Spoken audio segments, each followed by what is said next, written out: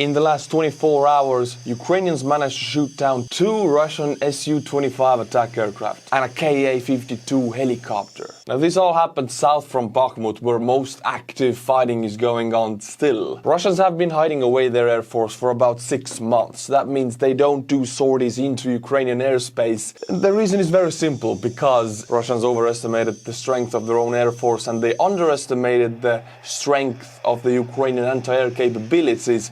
Everything that flies in Ukrainian airspace is shot down by the Ukrainians. Russians know this. Why did they fly these 2 Su-25s and a Ka-52 now into Ukrainian airspace near Bakhmut? This signals something. There have been talks that Russians are preparing for a huge offensive. So for some reasons it is very much important for the Russians to keep Ukrainian reserves occupied near Bakhmut area as much as possible. We don't know where Russians might push their new offensive, but if they do start this new offensive, it has to start very soon.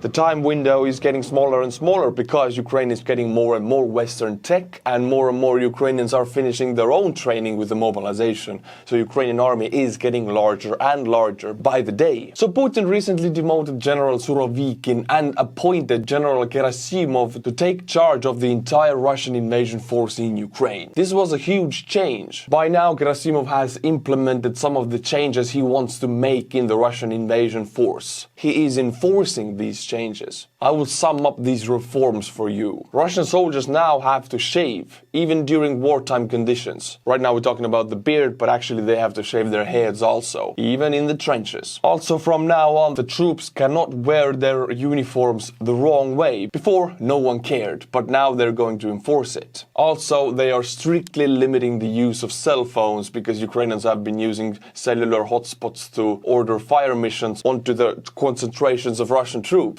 They are outright banning the use of personal cell phones, and it goes as far as banning also the use of civilian drones, because they are controlled by civilian tablets or cell phones. Yes, you might say this is stupid, it takes away from the Russian capabilities, but that's how Russia is. It's a central top-down heavy system, and it's a one-size-fits-all system. One order is for everybody, no exceptions. Ukrainians really like this news because they are using these civilian drones for a very good effect. And if Russians are not going to use them anymore, this gives a very big advantage for the Ukrainians. And the last change is a more centralized control of the army. This is the last thing the Russian army needs. The Russian army needs more initiative to be given to individual units so they can decide what they do on the battlefield. But Gerasimov does the opposite. He centralizes control. In these clips you can see the utter lack of discipline and purpose within the newly mobilized Russian troops. Gerasimov reforms seem to focus on trivialities more than the actual weak spots of the Russian army, for example, logistics. In this clip you can see how Russians still stack their ammunition.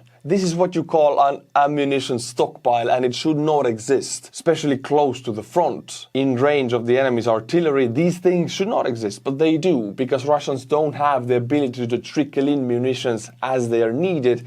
They have to bring in a huge pile of munitions, put them on one spot, hope it's enough, and hope that they will not be destroyed.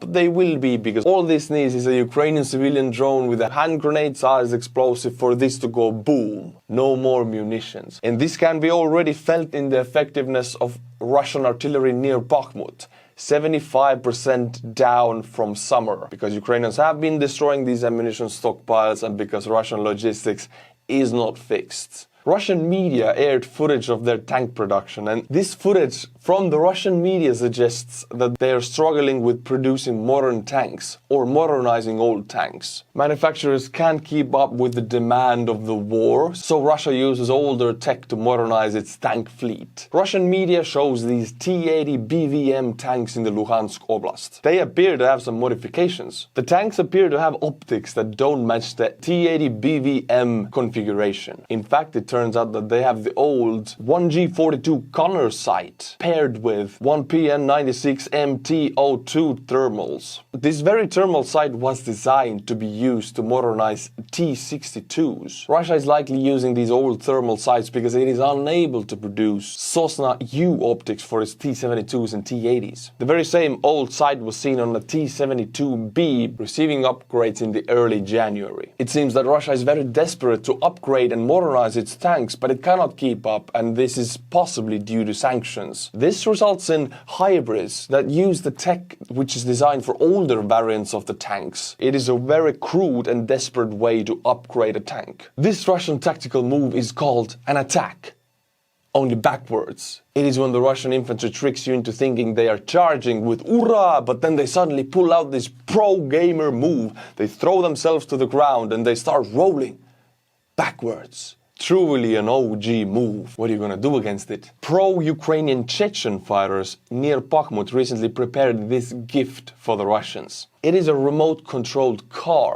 Yes, you heard correctly, a remote-controlled car filled with 700 kilograms of explosives. This includes 60 or more anti-tank mines, sections of mine-clearing charges, TNT blocks, and a detonation cord. Imagine you're a Russian infantryman in your defensive position and you see this car rolling towards you with no one in the driver's seat. A few months ago there was talk of Terminators in the Russian propaganda. This is it.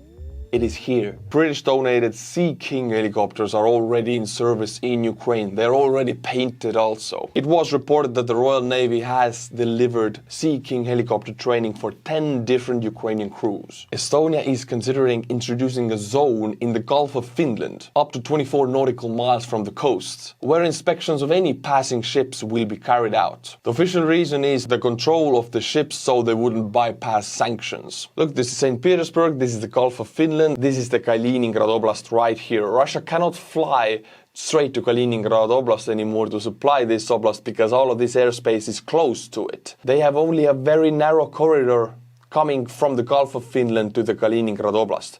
Estonia wants to close this corridor. Not to close it, but to control every ship going through it. If Estonia and Finland work together on this, they will control all of the shipping that will go to Kaliningrad Oblast. The goal is not to starve the oblast, the goal is to control any goods so they don't bypass the sanctions. The United States expects to deliver infantry fighting vehicles Bradley to Ukraine in the coming weeks. A total of 109 will be delivered. This was reported by the Pentagon. 109, and you add Striker armored personnel carriers to it, you get a very nice force to start a new big offensive with. The German military-industrial concern Rheinmetall is ready to send 139 Leopard tanks to Ukraine as soon as the German government gives the corresponding permission. The German government hasn't given this permission, and these are clips of ongoing demonstrations in Berlin near the Bundestag demanding "Free the Leopards now." Rheinmetall is ready to hand over 29 Leopard 2A4 tanks intended for circular exchange in April or May this year. According to the company's press secretary, it takes almost a year to repair another 22 tanks of the same modification, and it will be possible to hand them over in the late 2023. Poland, Warsaw announced the intention to ask permission from Berlin to transfer their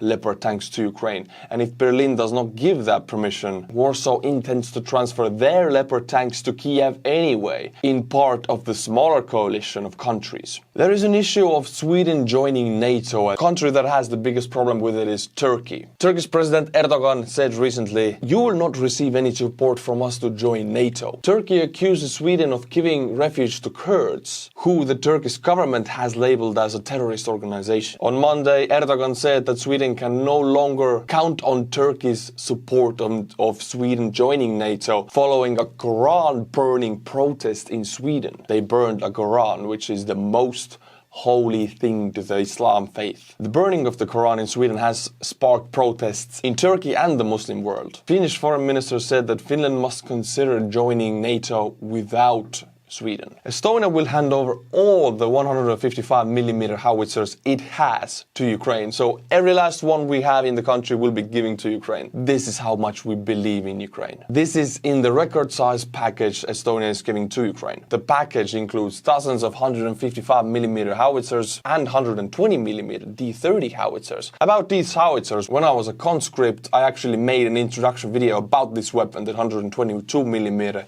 Here it is. Selles videos tutute te jalaväepataljoni kõige suurema kaliibrilisema ja võimsaima relvaga. So I've seen these weapons shoot, they make a hell of a bang. Package also includes thousands of 155mm artillery shells and hundreds of Carl Gustav M2 anti-tank grenade launchers and ammunition. It will be the largest aid packet provided by Estonia so far. increasing the country's total military assistance to Ukraine to over 1% of Estonia's GDP. I do wish other countries in the EU would follow suit. If they would, this war would be over. Out of 50,000 prisoners recruited by the Wagner PMC, 40,000 are either dead or missing, and only 10,000 are still fighting in Ukraine. This comes from Olga Romanova, the head of Russia Behind Bars, a charity advocating prisoners' rights. Romanova says that their data indicates that by late December 2022, about 42 to 43,000 prisoners had been recruited. By now, this number is probably upwards of 50,000. Romanova claims that desertions have been a very big issue in the prisoner force of the Wagner PMC. Some deserters returned to Russia fully armed from the front line. Last December, for example, an armed prisoner who deserted from Wagner opened fire on a Russian police officer in Rostov. Romanova states that the Wagner group led by Yevgeny Prigozhin do not keep tabs of the prisoners who are dead,